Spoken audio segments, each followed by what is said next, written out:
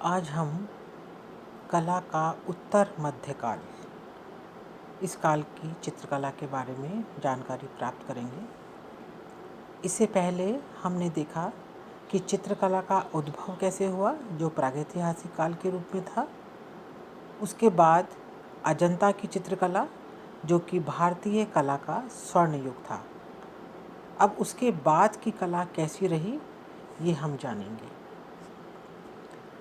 बौद्ध काल के समय के 6वीं व 7वीं शताब्दी में बौद्ध कला चरम उत्कर्ष को प्राप्त हुई थी। तत्पश्चात क्रमिक अवनति को प्राप्त होती गई और प्राय लुप्त हो गई। उस समय चित्रकला का कोई मूल रूप हमें दिखाई नहीं देता।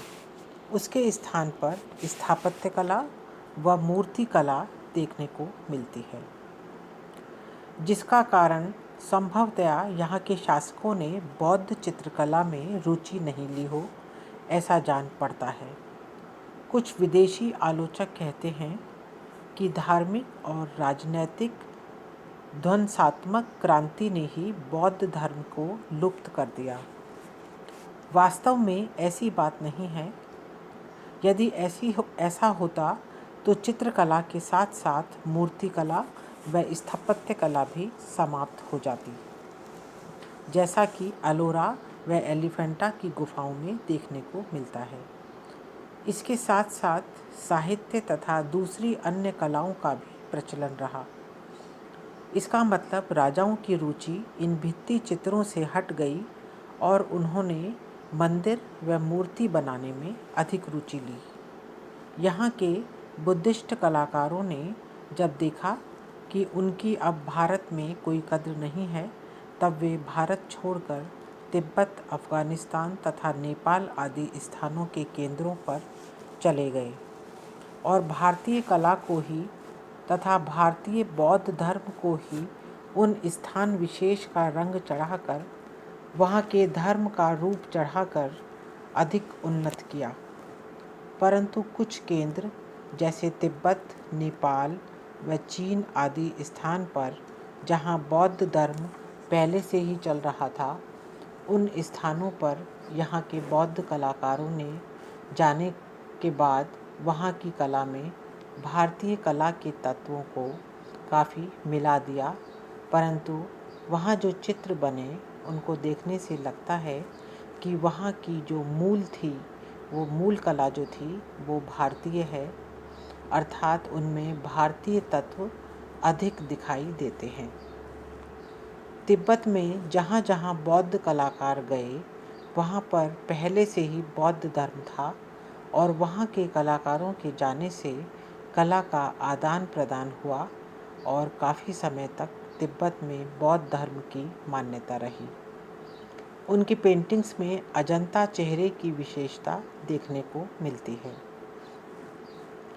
खोतान में भी बौद्ध धर्म गया, परंतु वहाँ पर बौद्ध धर्म कुछ समय तक रहने के बाद इस्लाम धर्म का प्रचार हुआ और इस्लाम धर्म में चूँकि चित्र बनाना निषेध होता था, इसका प्रचार होने से इस्लाम धर्म में सभी ललित कला जैसे चित्रकला आदि के न होने से बौद्ध कला आदि सभी कलाएं रुक गई। उसके बाद 10वीं व 11वीं शताब्दी के बाद के समय अर्थात 15वीं शताब्दी तक के काल को उत्तर मध्यकाल कहा गया। अभी तक 10वीं शताब्दी में पहले भारतीय चित्रकला भित्ति चित्रों के रूप में रही, जिसका संबंध जैन व मुख्यतया बौद्ध धर्म से संबंधित रहा। उसके बाद 10वीं से 15वीं शताब्दी तक का समय चित्रकला के लिए एक अवनति का समय माना गया। इस समय चित्र भित्ति चित्रों से उतरकर कागज पर आ गए थे। यह ऐसा समय था जिसमें चित्रकला में अवनति तो हुई, परंतु जो चित्र बनाए गए उनकी संख्या इतनी अधिक है कि हम उनको रोक नहीं सकते। इस समय के जो चित्र प्राप्त होते हैं वे पाल, गुजरात, जैन तथा अपभ्रंश शैली में मिलते हैं।